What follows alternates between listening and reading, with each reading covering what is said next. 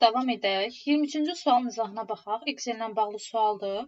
C3 xanasına hansı qiymət yazılmalıdır ki, D2 xanasının qiyməti 57 olsun? Baxın, C3 xanasını verməyib, C3 xanasını X qeyd edək. D1 xanasına sam B2, C3 diapazonu verilib. Sam toplama deməkdir. B2-dən C3-ə qədər 9, 5, 20 və X daxildir. Bunları toplayanda 34 plus X edir. Əlavə olaraq burada üzərinə 5 gəldiyi üçün D1 xanasının qiyməti 39 plus X edir. Daha sonra D2 xanasına düstur hesablayaq. 2 vurulsun D1. D1 39 plus X-dir. Yəni 2-ni vururuq 39 plus X-a. Çıxılsın. Sam C2, C4. Sam cəm deməkdir. C2-dən C4-ə qədər olan cəm. C2-dən buradan bura qədər cəm. 27 üstəgəl X-dir. 27 üstəgəl X-dir. Daha sonra burada əlavə olaraq da 4 çıxdığı üçün çıxılsın 4 bərabərdir. D2 xanasının qiymətinin 57 verib. Yəni bərabər edirik bu xananı 57-yə. Bu tənliyi həll edib X-i müəyyən edəcəyik. 78 burada qeyd edeyim onu. Üstəgəl 2x, sıx 27, sıx x, sıx 4, bərabərdir 57. 78-dən 27-ni çıxsaq, sonra da 4-ü çıxsaq, bu edir bizdə 47.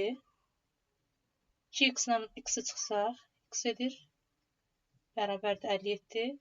Və beləliklə biz x-in ona bərabər olduğunu tapmış oluruq. Burada qeyd edim ki, bizdən C3 xanasının qiymətini soruşduğu üçün cavab 10 olur. Əgər D1 xanasının qiymətini istəsəydi, burada x-in yerinə 10 qoyub, cavabı 49 olaraq qeyd edərdiniz. Daha sonra 24-cü sualın izahına baxaq. Elektron cədvəllə bağlı sualdır. B1 xanasına hansı tam qiymət yazılmalıdır ki, hesablamalardan sonra A2, C2 diapazonuna əsasən qurulmuş diaqram aşağıdakı kimi olsun. Bunu bayaqki kimi yazacağıq. İşarələmələr edək. A deyək, B deyək, C deyək. İndi baxaq. B1 xanasının qiymətini bilmirik X. C1 xanası olur X sıx 4. Çünki B1 xanasını X adlandırmışıq. X sıx 4. A2 xanası B1 üstəgəl A1. B1 X-dir. A1 3-dür. X plus 3. X plus 3 çıxılsın 2. Yəni, A2 xanası bərabərdir X plus 1-ə. Burada kənarda qeyd edək. A2 xanası X plus 1-ə. B2 xanasını hesablayaq. B1 çıxılsın 2. Vur C1. B1 çıxılsın 2 vur C1. B1 X-dir. X çıxılsın 2 vur. C1 də X sıx 4-dür. Buradan X sıx 2X plus 8. 8 sıx X. B2 xanasının qiyməti oldu 8 sıx X. Və son olaraq C2 xanasının qiymətini hesablayaq. B1 üstəgəl B2. B1 X tapdı. B2-ni də 8 sıx X tapdı. Deməli, X üstə gəlinsin 8 sıx X bölünmüş 2 çıxılır 1. Bu da bərabər olur C2 xanasının qiyməti. X-lər ixtisar getsə 4, 3-ə. Daha sonra burada belə bir şeydir ki, bir diapazon diaqram 3 hissəyə bölünüb 50%, 25% və 25%. İkisi bir-birinə bərabərdir. Biri onlardan 50% daha çoxdur. Tənliyi həll etməyə çalışsaq, X, yəni burada müəyyən hallar ola bilər. X plus 1-in üzərinə 3 gəlib 8 minus X-a da bərabər edə bilərik. 8 minus X-in üzərinə 3 gəlib, yəni istənilən halda X plus 1 ifadəsi daha böyükdür. Baxaq, o zaman daha böyükdürsə, o zaman 8 minus X Üzərinə 3 gəlirik. Bərabər edə x plus 1-ə. 5, 11 sıx x bərabərdir x plus 1. 2x bərabərdir 10. X da 5-ə bərabər olduğunu taparıq. Baxın, indi x-in yerinə 5 qoyaq.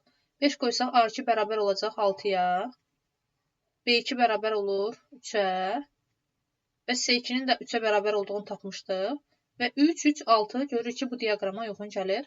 Cavab x bərabərdir 5 olaraq qeyd olunacaq.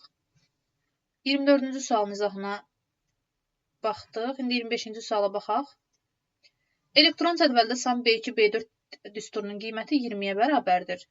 B1, B4 diapazonda ədədlərin ədədi ortası 6-ya bərabərdirsə, B1 xanasının qiymətini hesablayın. Burada B2-dən B4-ə kimi cəm 20-dir. B1-dən B4-ə kimi ədədi ortalığında 6 veribsə, ümumiyyətlə bu diapazonu açıq şəkildə yazsaq, B1 üstəgəl, B2 üstəgəl, B3 üstəgəl, B4. Ədədi orta dediyi üçün sayına bölürük. Sayı 4-dür. 6-ya bərabər olub. Və burada sam B2, B4-ün cəmi də 20 verdiyi üçün, yəni B2-dən B4-ə kimi cəm 20-dir. Burada B2-dən B4-ə kimi cəmi 20 qoyuruq. Və B1 üzərinə 20 gəlirik. 24. B1-in 4-ə bərabər olduğunu tapırıq. Daha sonra növbəti sual. 26-cı sual verilənlər bazası ilə bağlı sualdır. Sual geniş sualdır. Verilənlər bazasının bir-biri ilə əlaqələndirilmiş cədvəli verilmişdir. Cədvələ əsasən iki bacının doğum illəri arasında minimum yaş fərqini müəyyən edin. Doğum ili. Burada doğum günü yazılıb. Bu doğum ili olacaq. İki bacının dediyi üçün, iki bacının, o zaman burada cinsi kişi olanları biz hesab etməyəcəyik. Çıxırıq. Daha sonra çıxaq. Şimdi asanlaşdıraq. Yəni çıxmaya da bilərsiniz. İkiləri çıxdıq. Daha sonra deyir ki, iki bacının valideynlər buradadır. Baxın, 240, uşağın aidisi 325-dir. Burada 325-ə baxaq. 325-in cinsi qadındır. Daha sonra burada baxaq, 240-ın başqa övladı varmı? Var, 356. Cədvəldə 356 bayaq üzərinə xətt çəkmişik, kişidir. 240 başqa varmı? Yoxdur. Deməli, burada iki bacı olmadı. Bir bacı, bir qardaş oldu. Daha sonra 261-ə baxaq. 261-in uşaq aidisi 325-dir. 261. 261. Cinsi qadındır. Deməli, daha sonra bu yəqin ki, digər valideyndir. Burada 261 yenə var, 356. Bəli, bunlar bu yəni biri atası, biri anası. Yəni çünki övladların aidisinə baxanda görürük ki, eynidir.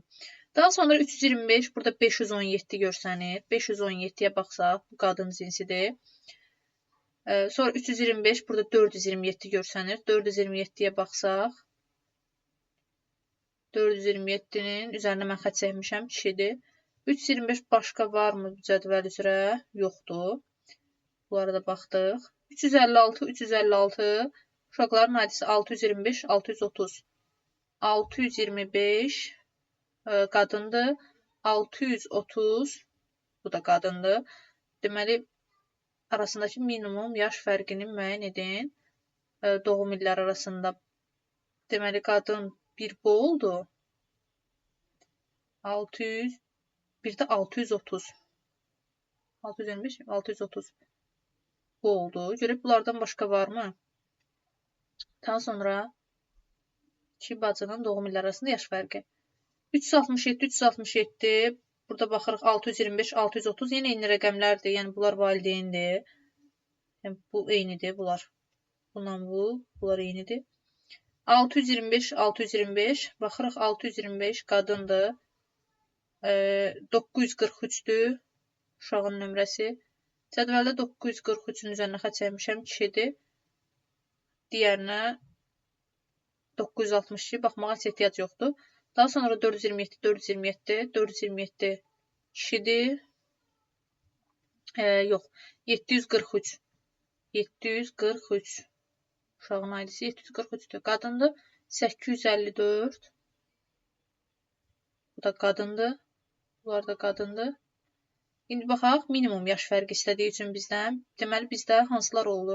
Bununla bu və bu ikisi 1 oldu. Bu ikisi 1 oldu. Burada yaş fərqi edir 1976-dan 1976 çıxanda, 79-dan 76 çıxanda 3. Burada isə yaş fərqi daha çoxdur. 7 edir. 1994-dən 2001. Minimum istədiyi üçün cavab 3 olaraq qeyd edəcəyik. Daha sonra 27-ci sualı nəzərdən keçirdək. Uyğunluğu müəyyən edin. O qədər də yaxşı görünmür, amma bu deməli tam düzləndirmədir. Word proqramında bu tam düzləndirmədir. Deməli, baxaq. Nömrələnmiş siyahı əslində o qədər də yaxşı görsənmir. Nömrələnmiş siyahı. Burada əgər 1, 2, 3 yazılıbsa, bəli, bu nömrələnmiş siyahıdır. Yox, belə bu cür qoyulubsa, qarşısında bu cür nişanlar olsaydı, o nişanlanmış siyahıdır. Sadəcə bu dəqiq burada bilmək olmur. Seçilən mətn kursiv formasında yazdırır. Kursiv formasında yazdıran budur. Seçilən mətni tam düzləndirir. Bəli, bu tam düzləndirmədir. Düzləndirməyin 4 növü var. Mərkəzi düzləndirmə, tam düzləndirmə, sağa düzləndirmə və sola düzləndirmə. Burada görürük ki, hər iki tərəfdən düz olduğu üçün tam düzləndirmədir. Nişanlanmış siyahı yaradır. Nişanlanmış siyahı budur. Yəni, burada da 1, 2, 3 yazılıbsa, bu nömrələnmiş siyahıya aiddir. Daha sonra davam edək. 28-ci sualda elektron cədvəl fraqmentində deyir, B2 xanasında hansı düstur yazılsa, B2 F2 diapazonunda bütün xanalara köçürüləndə B2 xanasında yazılan düsturu müəyyən edin. Köçürülüb. Aha. B2 xanasına yazılan düstur 22 alınıb. Bu 22. Yəni ki, bu rəqəmlərdən, burada B1-dən və A2-dən 22 alınıb. Necə alına bilər? Baxın, 6 və 4-dən 22-ni biz necə ala bilərik? 6-nı 4-ə vurarıq. 24, 2 çıxarıq. 22. Digər xanalara da bu uyğun gəlməlidir. Bizim 86 üçün. Yəni, hər dəfə 4-ə vuracaq. 22-ni 4-ə vurub, deməli, 2 çıxanda həqiqətən də 86 eləyir. 88 edir, 2 çıxanda 86. O zaman deməli, nə edirik? Düstur müəyyən etməliyik. Baxın, sonra 86-nı 4-ə vurub 2 çıxanda 342. 342-ni 4-ə vurub 1366 çıxanda 342-ni 4-ə vurub 2 çıxanda 1366 edir. Deməli, 2-yə çıxma həmişə var və B1 xanasına vurmaq lazımdır həmişə. Deməli, A2 xanasına düstur B2-yə yazılan düstur nə olar? A2-ni vuraq B1 xanasına. Həmişə çünki B1-ə vurur. Amma həmişə B1-i sağa sola sürüşdürəndə dəyişməməlidir. Ona görə onun qarşısına məhdudiyyət qoyaq və 2 çıxdığı üçün düstur bu formada oldu. Yəni, A2-ni vurduq B1-ə, çıxdıq 2, amma B1-in qarşısına məhdudiyyətlər qoyuruq ki, sürüşdürülmə zamanı dəyişməsin. Düsturumuz bu formada oldu. Daha sonra 29-cu sualda yenə eyni tip sualdır. Elektron cədvəldə B2 xanasında hansı düstur yazılmalıdır? Baxaq bu rəqəmlərə 2, 5, 10, 17, 26, sonra 3, 6, 2, 5. Baxın, fikir verin bura. Sonra 3, 6, 11, 27 eyni qaydada. Bunlara fikir verin. Nə edib? Deməli, kvadrata, bu kənarda yazılanları, məsələn, 1-i kvadrata yüksəldib, üzərinə 1 gəlib, alıb 2. 1-i özünə vurub, yəni kvadrata yüksəldib, üstünə 2 gəlib, alıb 3. Eyni qayda, kvadrata yüksəldib, üstünə 3 gəlib, alıb 4. Kvadrata yüksəldib, üstünə 4 gəlib, alıb 5. Kvadrata yüksəldib, üstünə 5 gəlib, alıb 6. Eyni qaydada 2-ni kvadrata yüksəldib, üstünə 1 gəlib. Deməli, B2 xanasına biz hansı düstur yazmalıyıq? Deməli, A2-ni vururuq B1-ə. B1-ə vururuqmu? Yox. Kvadrata yüksəldib, sonra üzərinə B1 gələcək. Kvadrata yüksəldib, üzərinə B1 gələcək. O zaman A2-ni vururuq A2-yə. Kvadrata yüksəltməyi 2 cür yaza bilərsiniz. Belə də yaza bilərsiniz. İndi burada biz o birisi üsuldan istifadə edək. Vurulsun A2 və üzərinə də B1 gəlib. B1. Sadəcə hər dəfə B1 gəlməyib də. birinci bu sütunda B1 gəlib, bu sütunda C1 gəlib. Ona görə biz elə etməliyik ki, deməli, burada 1-in qarşısında məhdudiyyət qoyaq. Məhdudiyyət qoyaq ki, aşağı sürüşdürülmədə 1 dəyişməsin. Yəni, həmişə B1 olaraq, məsələn, burada həmişə B1 olaraq olsun. Ona görə 1-in qarşısına məhdudiyyət qoyduq. Burada eyni zamanda biz A-nın da qarşısına məhdudiyyət qoyaq ki, sağa doğru sürüşdürülmədə A sütunu dəyişməsin. Yəni, həmişə bu rəqəmlərlə hesablasın. Yəni, düsturumuz bu formada olmuş olacaq. A2 vur A2, üzərinə gəlirik B1-i. Bunu aşağı doğru sürüşdürsək də eyni qaydada 2-ni 2-yə vurub üstünə 1 gələcək. 3-ü 3-ə vurub üzərinə 1 gələcək, 10 alınır. Daha sonra davam edək və 30-cu sual.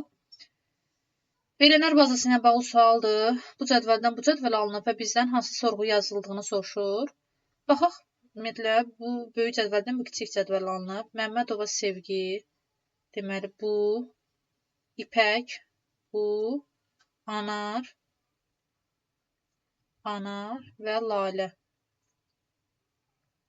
Baxaq, biz necə bir sorğu yaza bilərik. Məmmədova Sevgidir, Mikailova İpəkdir, Məlikova Anardır, Muradova Lalədir. Aha. Böyük sorğudan, baxın, böyük cədvəldən bu kiçik cədvəl alınmalıdır. Fikir verək, soyadlar hamısı M-lə başlayır. M-lə başlayırsa, onda belə edək də, soyadı M-lə başlayanlar olsun. M ulduz yaza bilərik də. M ulduz yazaq. Amma burada, məsələn, məhərrəmli var ki, o digər cədvələ daxil deyil. Bu məhərrəmlini biz buradan çıxmalıyıq. Yəni, bu olmamalıdır. O zaman, baxın, digərlər soyadları M-lə başlayanda, yəni, tək bu sorğunu götürsək, M-lə başlayan, məhərrəmliyini də götürək. Məhərrəmlinin buradan çıxmaq lazımdır. O zaman belə yazaq. Olsun məhərrəmli. Soyadı onda M-lə başlayır, amma adı Aydan. Deməli, adı N-lə bitənlər, N-lə bitən olmasın. Olmasın deyiriksə, qarşısına not yazaq. Not, adı N-lə bitən olmasın. Eyni zamanda bunları ənd götürək. İndi baxaq, soyadı M-lə başlayanlar. Soyadı M-lə başlayanlar. Deməli, 2. Görək, sorğumuza cavab verəcəkmi? 2. Daha sonra 3. 2, 3. 7. 8 və 9. Bunlar soyadı M-lə başlayan oldu. İndi adı N-lə bitməyənlər. Baxaq. Çünki burada not var ona görə. 1, 2, 3, 4, 5, 6,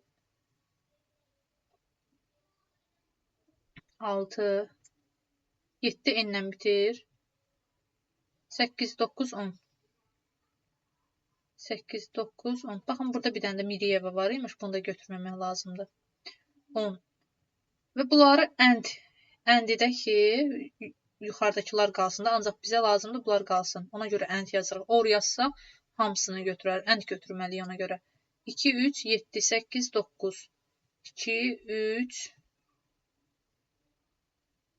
2, 3, kəsişdirək də.